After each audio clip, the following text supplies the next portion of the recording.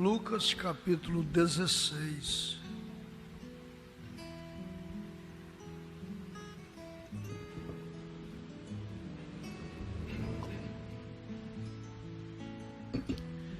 E nós vamos ter uma meditação e depois da meditação nós vamos orar. Nós temos aqui a autoridade da lei. A autoridade da lei. A partir do versículo 14. E os fariseus, que eram avarentos, quem sabe o que é avarento? A igreja, os irmãos sabem o que é avarento? O que significa avarento? Mão fechada. Está sugerindo, é avarento. Depois dá para nós aí o significado da palavra avarento, alguém nos ajude. E os fariseus que eram avarentos ouviam todas essas coisas e zombavam dele. Depois nós vamos ver por que eles estavam zombando e o que é que eles ouviram que os levaram a zombar. Versículo 15. E disse-lhes: vós sois os que vos justificais a vós mesmos diante dos homens, mas Deus conhece o vosso coração, porque o que entre os homens é elevado perante Deus é abominação. A lei e os profetas duraram até João. Desde então é anunciado o reino de Deus, e todo homem emprega força para entrar nele. E é mais fácil passar o céu e a terra do que cair um tio da lei. Do que cair um tio da lei. Qualquer que deixe a sua mulher e casa com outra, adultera. E aquele que casa com a repudiada pelo marido, adultera também. E aquele que casa com a repudiada pelo marido a repudiou e casa com ela, adultera também. Senhor, traga para nós compreensão da Tua palavra. E ensina-nos, ó Senhor, a alcançar a fé de arrebatamento. A fé, ela deve ser alcançada através da palavra do Senhor, ser pregada, ser lida. Aquela fé perfeita, aquela fé de arrebatamento. Estas poucas pessoas que vieram aqui para orar e para receber o estímulo da mensagem, para orar e buscar o Senhor enquanto pode ser encontrado. Ajude-nos nesta noite, Senhor, em nome de Jesus Cristo. Amém. Os irmãos assentem, mas eu gostaria que vocês continuassem com as vossas Bíblias abertas, aí nesse capítulo, porque nós, de primeira mão, vamos descobrir aqui por que é que estes fariseus zombavam de Jesus. Nós vamos ter que voltar um pouquinho aqui no capítulo. Já entendemos que esses fariseus, eles eram avarentos, eles não eram pessoas fáceis de contribuir com quem quer que seja, quando se tratava do lado financeiro, né? Daquilo que tinham que fazer com que eles abrissem a mão, abrissem o coração. Mas então vamos aqui no início do capítulo, vamos fazer, porque eu gostaria que os irmãos entendessem que tudo que temos hoje já tiveram no passado, tanto do lado da direita quanto do lado da esquerda, os grupos que fazem parte da esquerda e os grupos que fazem parte da direita. Sempre houve isto, né? Sempre houve. Desde o livro de Gênesis, nós tivemos lá o Caim e tivemos o Abel. E aí você vai vindo, você vai ver em toda a Bíblia, em toda a história, você vai encontrar isto. Você vai ver Esaú e você vai ver Jacó.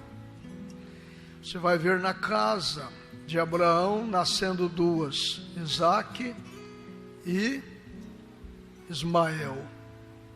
Sempre tem que ter.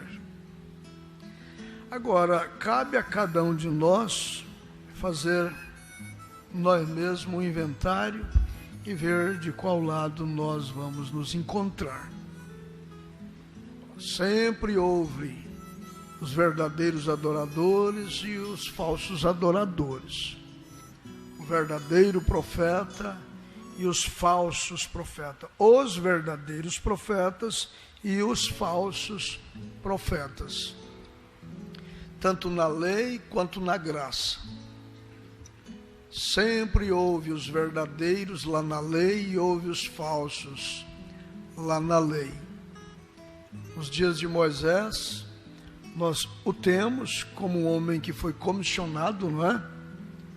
Lá no deserto, para ir e tirar Israel do Egito e levar para a terra de Canaã. Mas durante esse tempo, houve muitos outros profetas, inclusive nós temos registrado acerca do profeta Balaão.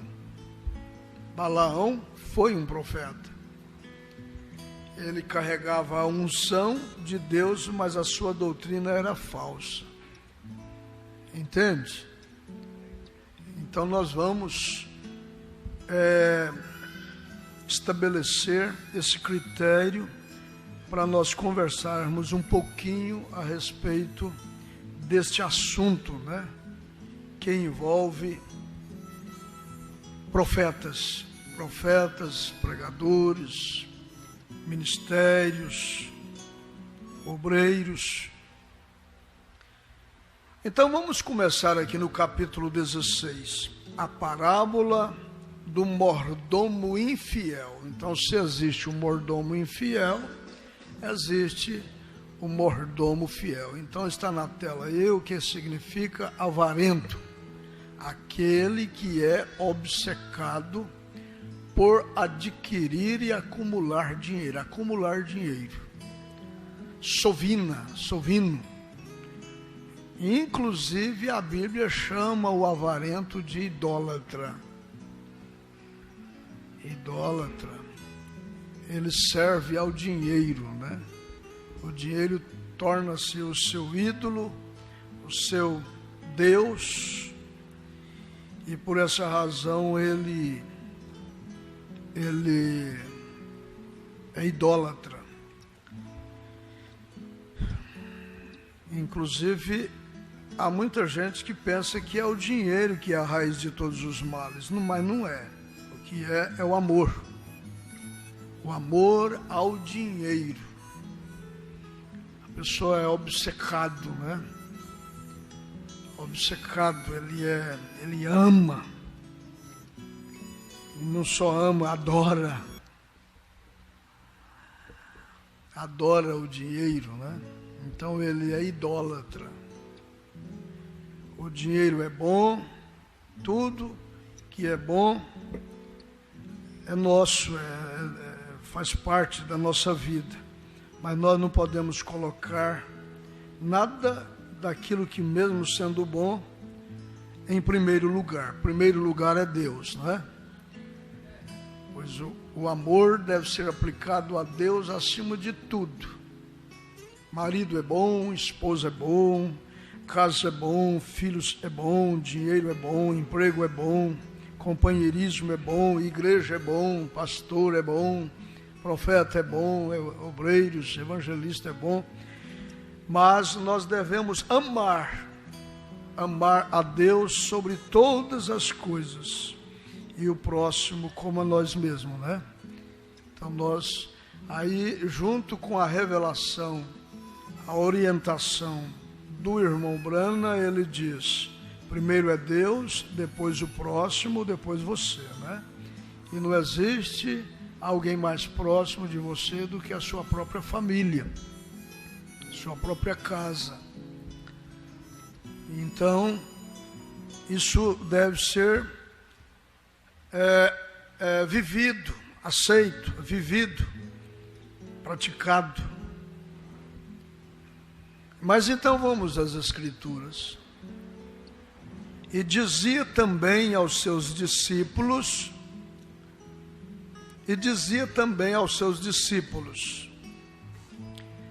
havia um certo homem rico, o qual tinha um mordomo, e este foi acusado perante ele de dissipar os seus bens.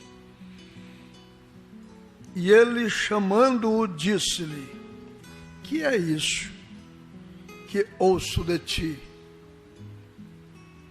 Alguém contou para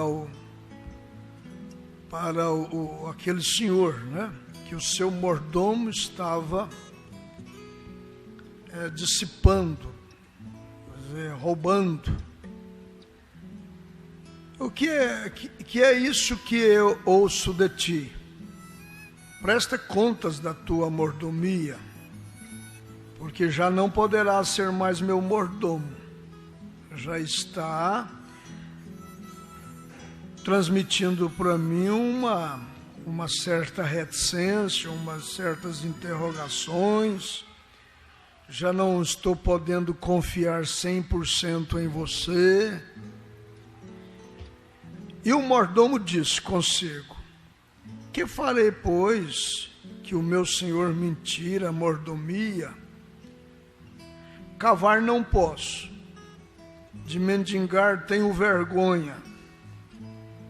Eu sei o que hei de fazer para que, quando for desapossado da mordomia, me recebam em suas casas. E chamando a si cada um dos devedores do seu senhor, disse ao primeiro, quanto deves ao meu senhor? Aí ele pensou em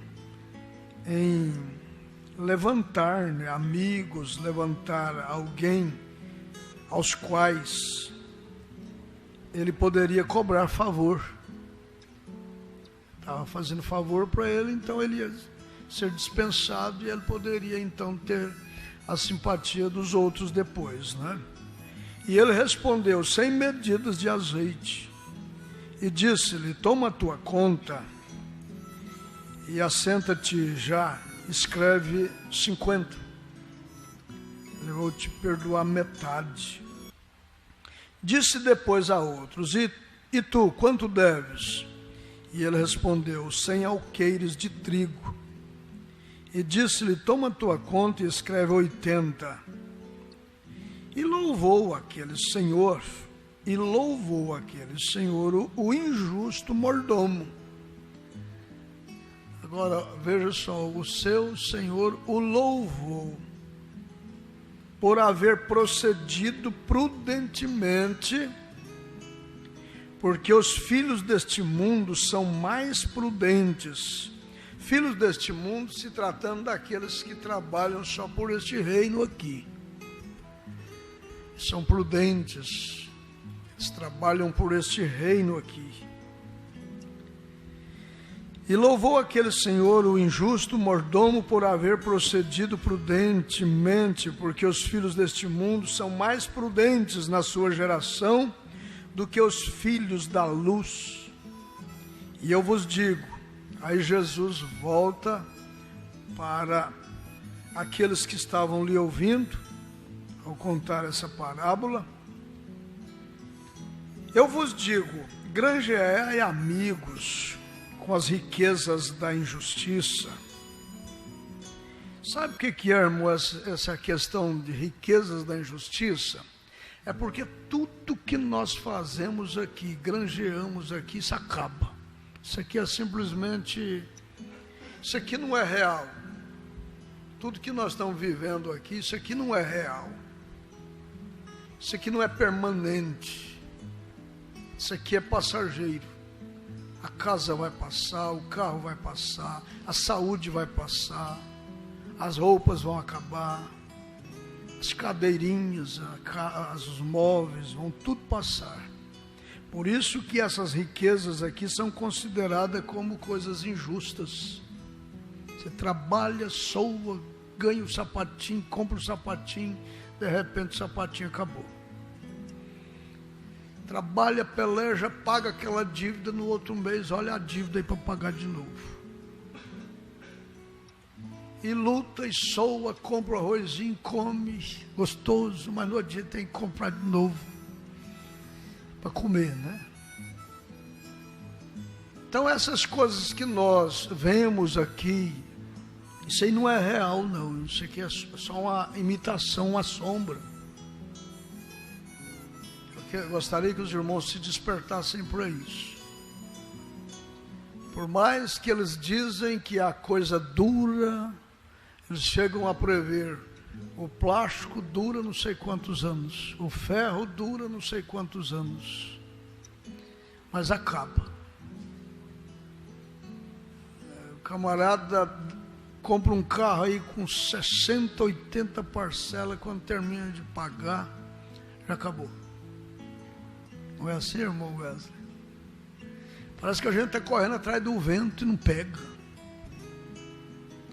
Mas Jesus faz menção desse Senhor, dizendo que ele louvou esse mordomo infiel, pois agiu de forma prudente, usando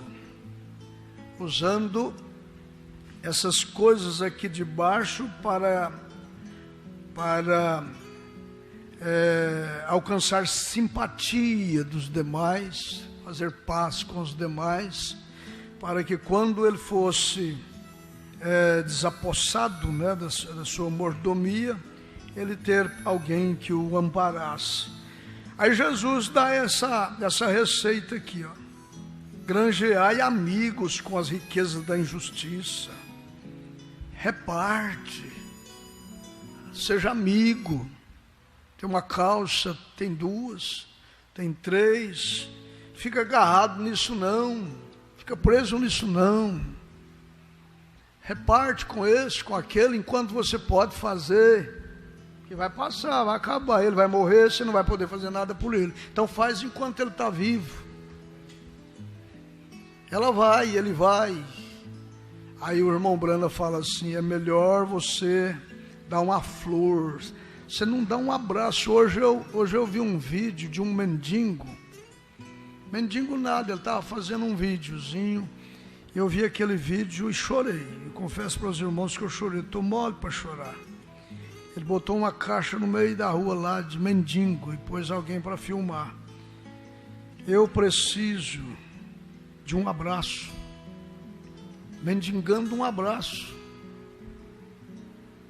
E passava gente para lá e olhava, e passava para lá e passava, mas não faltou aquelas pessoas que aproximou daquele mendigo e o abraçou. E despediam, abraçava e despedia. Ô irmãos, se nós deixasse cair no nosso coração esse sentimento, nós éramos mais irmãos dos outros, nós éramos mais amigos uns dos outros. Nós, os pastores, se soubesse disso, ao ir soubesse não, saber sabe, o problema é descer para o coração. Você tem muito mais valor do que um carro, você tem muito mais valor do que uma casa, do que uma fazenda. Você tem muito mais valor, sabe daquele pai que bateu no menino porque riscou o carro dele, bateu nas duas mãozinhas, depois ele desequilibrou, bateu na criança com as duas mãozinhas, bateu nas duas mãozinhas tanto que teve que amputar as mãozinhas porque gangrenou. Desequilibrou, não foi? Foi um desequilíbrio do pai. Carro novinho que ele pôs na garagem, tinha acabado de tirar da loja, pôs ali, a criancinha inocente foi lá e riscou o carro. E o pai, quando viu, menininho, inocente, sem saber o que, sem maldade, sem saber a gravidade do problema, o pai foi lá, irado, bateu na mão do menino, bateu, e aquilo causou um grande problema, e teve que levar a criança para o hospital depois, né? E o médico disse que tinha que amputar as duas mãozinhas. E o pai ficou naquele desespero pelo seu desequilíbrio. E já estava carregando o peso da sua atitude descaridosa, de forma desequilibrada. Depois que o carro já estava consertado lá na oficina, tudo arrumadinho, o menino chegava assim com o bracinho e falava: papai, quando as minhas mãozinhas crescer, eu não vou riscar mais o seu carro, não. O pai já carregava aquele peso, aquele remorso, né? A história diz que ele desesperou e deu um tiro no ouvido. Se matou. Vamos ouvindo essas coisas e vamos ser mais sensatos, mais equilibrados. Amém? Que tudo acaba, gente, tudo passa. Só tem uma coisa que é real, é depois desta vida. Só tem uma coisa que é real e que nós estamos caminhando para lá, é depois desta vida. Nem o inferno vai permanecer, nós aprendemos. Nem o inferno vai permanecer. Todos que serão lançados no lago de fogo, eles todos perecerão. E por que nós ficarmos dando tanta ênfase a essas coisas aqui, sem usá-las para o benefício de nós juntos estarmos do outro lado, não é? Isso aqui deve ser usado para nos ajudar a chegar lá. Chegar lá.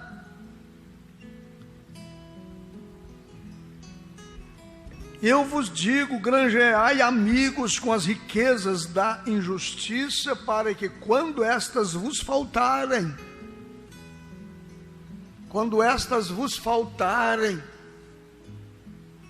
vos recebam eles nos tabernáculos eternos. Aleluia, isso mexe comigo, irmãos. Isso mexe comigo. Já pensou? Um mendigo, eu só preciso de um abraço, eu só preciso de uma consideração, eu só preciso de sentir gente, eu só preciso de ser visto por alguém.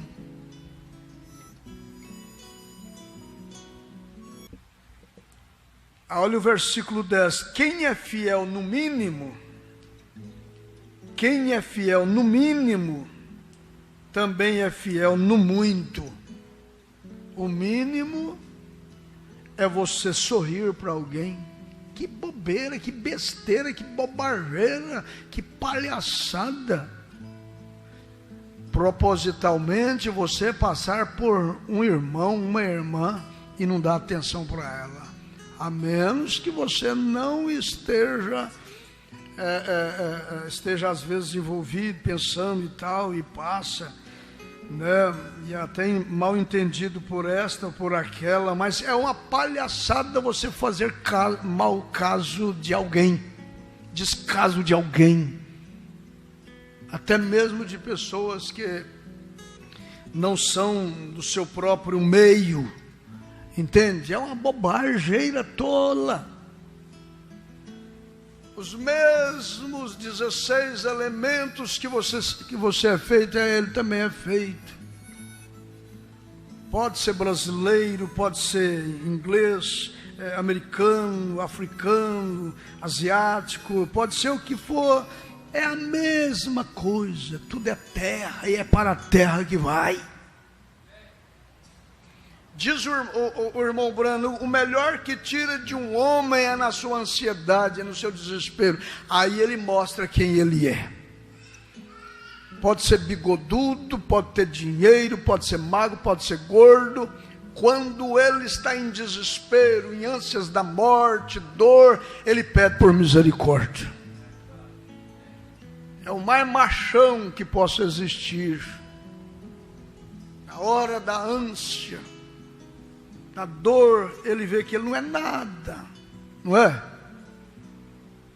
Vê que não é nada.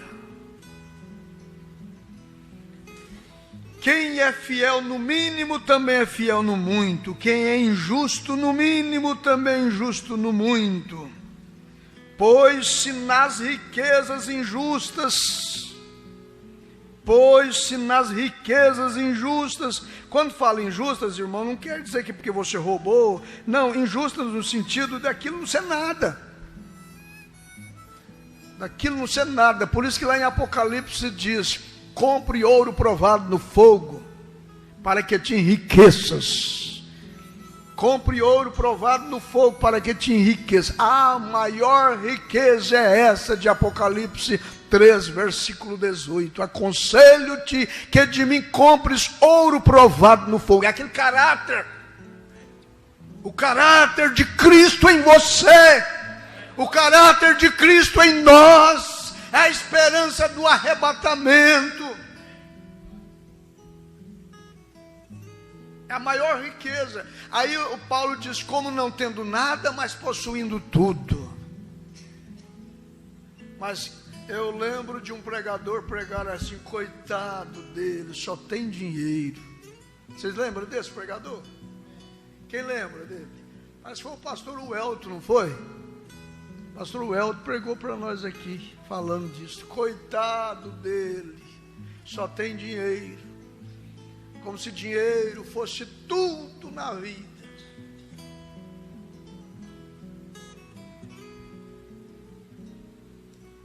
Dinheiro fosse tudo na vida. Pois se nas riquezas injustas não fosses fiéis, quem vos confiará as verdadeiras riquezas? E se no alheio não fosses fiéis, quem vos dará o que é vosso? Estamos tudo emprestado. Deus empresta tudo isso para nós ir cuidando aí um tempo. O irmão Sebastião está cuidando de uma chácara lá, né? Ao dia que eles faltarem, a irmã Dinalva, o irmão Sebastião, isso fica para outro, não fica? Não é assim? Você está cuidando aí, ó. Deus confiou para você ir cuidando até chegar a hora de você ir embora para casa. Ninguém leva. O espertinho falou: não, põe eles pegaram tudo que tinha, põe dentro do caixão. O outro espertinho chegou lá: não, rapaz, quanto vale isso aí? Quanto? É X. Não, eu faço um cheque. Faço um cheque, me dá esses três aí para mim, faz um cheque no valor. Aí, quando ele chegar lá, ele desconta isso. Será que funciona? Funciona nada, fica tudo aí. Nós tivemos o apresentador, dolorosamente a gente fala desse assunto, né? Ganhou tanto, foi embora, partiu. O destino, né? A ironia do destino. Nunca pensava que cairia do teto ou do telhado daquela altura. sonhou com isso, imaginou isso. Isso não foi só com ele, isso tem acontecido com muitos e pode acontecer conosco. Nós não sabemos de que forma nós vamos virar as costas para esse mundo. Levou alguma coisa? Leva alguma coisa?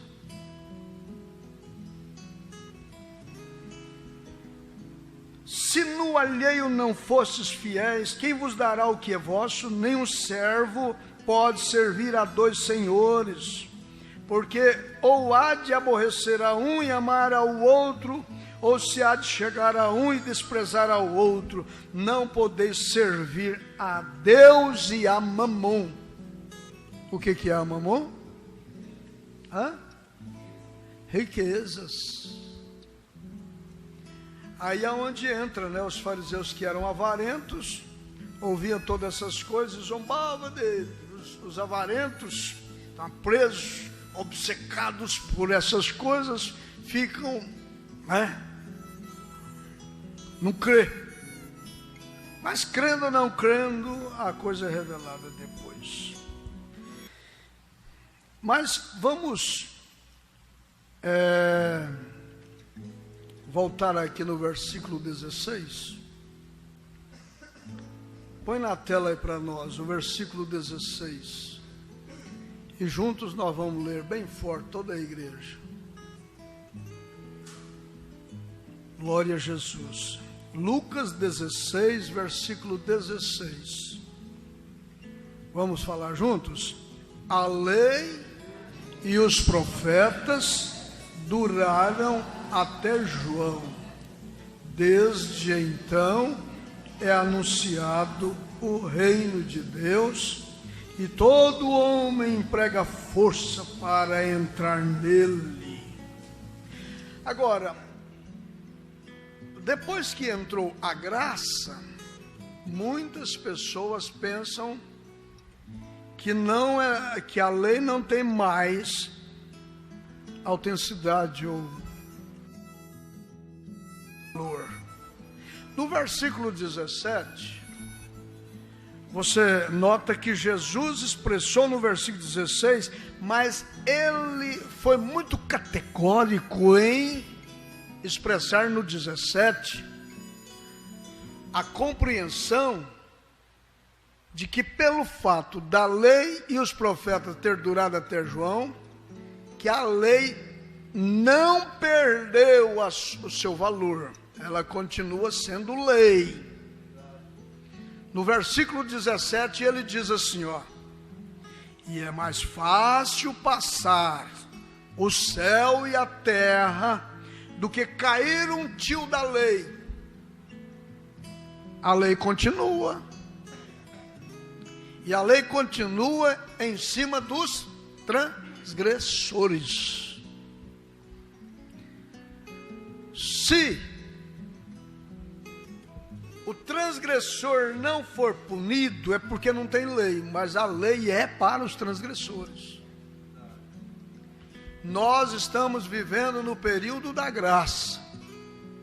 E o irmão Brana disse que a graça, ela vem na frente, o juízo vem atrás. Se nós não nos valer da graça, viver conforme a graça é favor imerecido. Ele te dá a salvação, ele te deu a salvação, ele nos deu a salvação mediante a fé nós somos salvos, mas fé em quê? Fé na graça de Deus, fé na graça de Deus, fé na misericórdia de Deus, crendo no que o Senhor Jesus Cristo ensinou, pregou, falou. Agora, vejam só, nós temos uma compreensão teológica que de João para cá não existe mais profetas. Não existe mais profetas. Mas o livro de Atos, Atos dos Apóstolos, é antes de Jesus ou é depois de Jesus? Vamos ver se vocês entenderam a pergunta. Atos dos Apóstolos é antes de Jesus ou é depois de Jesus? A igreja, Atos dos Apóstolos, é antes de Jesus ou é depois? Depois. Então abra sua Bíblia em Atos capítulo 11. Atos capítulo 11.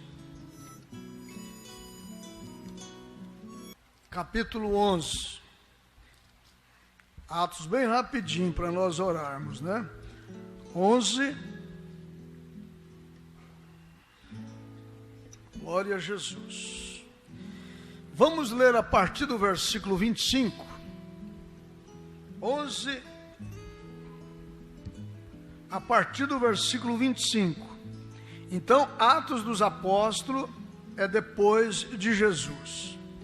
Então, aí no versículo 25 está escrito assim: e partiu Barnabé para Tarso a buscar Saulo.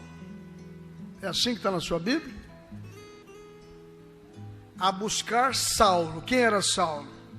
Paulo. E partiu Barnabé para Tarso a buscar Saulo. E, achando-o, o conduziu para Antioquia. E sucedeu que todo ano se reuniram, todo um ano se reuniram naquela igreja e ensinaram muita gente. Em Antioquia foram os discípulos pela primeira vez chamados cristãos. Naqueles dias desceram profetas de Jerusalém para Antioquia. Parece que foi uma convenção, sabe? Parece que foi uma convenção, uma reunião. Barnabé foi buscar Saulo e se conduziram para Antioquia.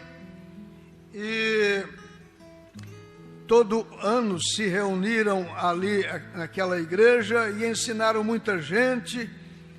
Ali estava Barnabé e Saulo, ensinando muita gente.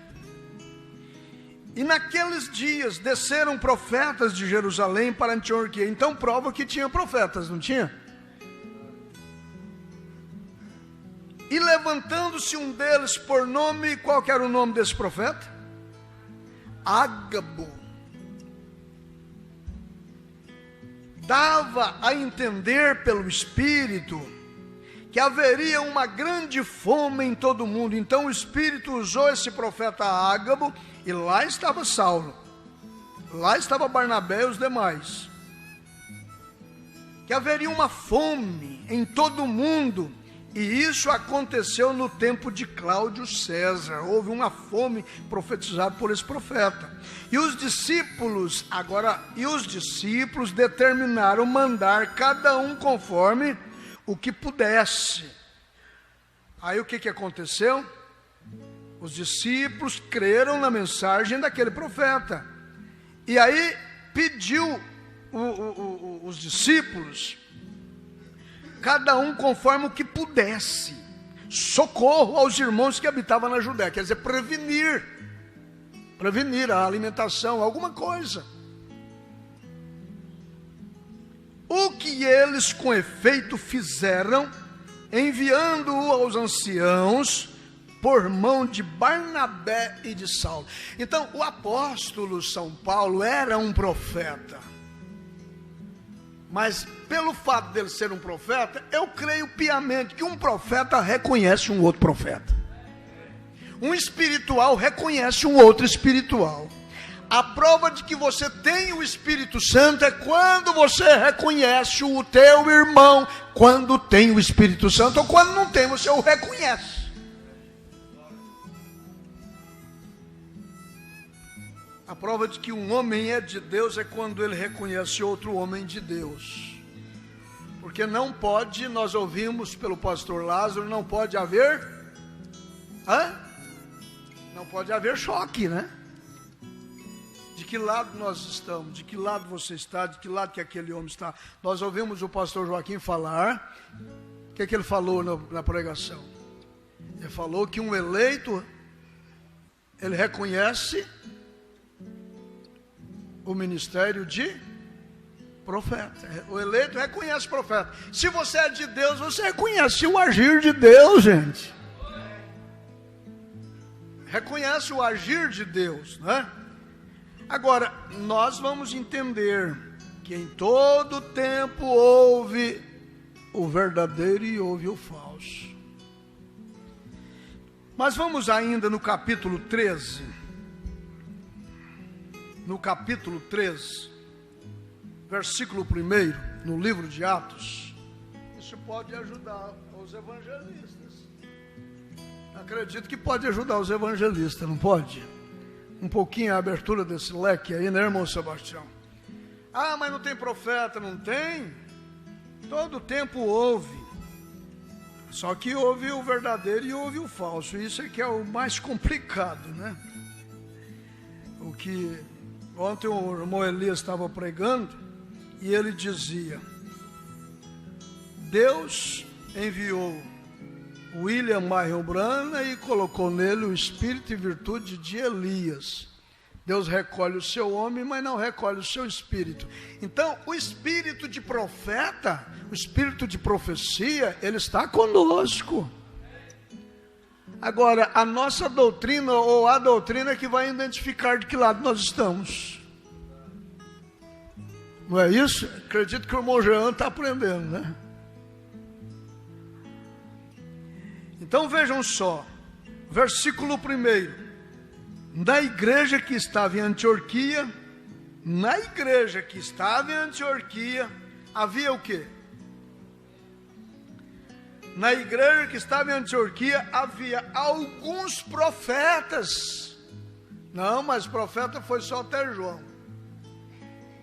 Mas na igreja de Antioquia tinha alguns profetas e doutores, a saber, Barnabé. Barnabé era um profeta? Barnabé estava incluído entre os profetas, entre os doutores. Olha o outro aí, ó, Simeão, chamado Níger, e Lúcio, Cirineu e Manaém, que foram criados com Herodes, o tetrarca. E Saulo.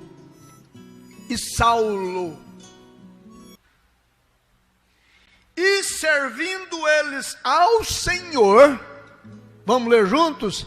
E servindo eles ao Senhor e jejuando, disse o Espírito Santo: apartai-me a Barnabé e a Saulo para a obra a que eu os tenho chamado. E então jejuando e orando e pondo sobre eles as mãos, os despediram. Aleluia! Então, ali tinha profetas. Na linguagem do irmão Branham, profeta é um pregador. O ministério do profeta é iluminar o caminho das pessoas. Agora é claro, o falso, ao invés de iluminar, escurece. Não é? O falso, ao invés de iluminar, escurece.